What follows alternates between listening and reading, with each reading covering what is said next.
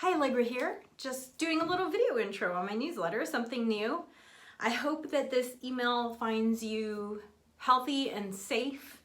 I know that self-quarantining has been an interesting experience in terms of how to stay socially connected while being physically distant, and also a challenge to just mental health.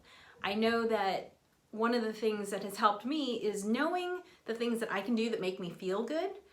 For instance, exercising, reading a book I love, taking a hot bath, cooking, doing cartwheels. 3 cartwheels always changes my mindset. So if you can plug into the things that you know that make you feel good and that you can do while maintaining physical distance, then embrace those. I've been doing more of all of those things in order to keep my mental health in check.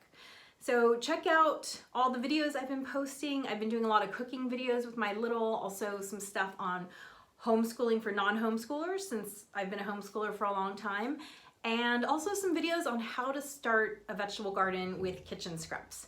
So check all that out, and as always, I would love to hear from you. Be a spark in the world.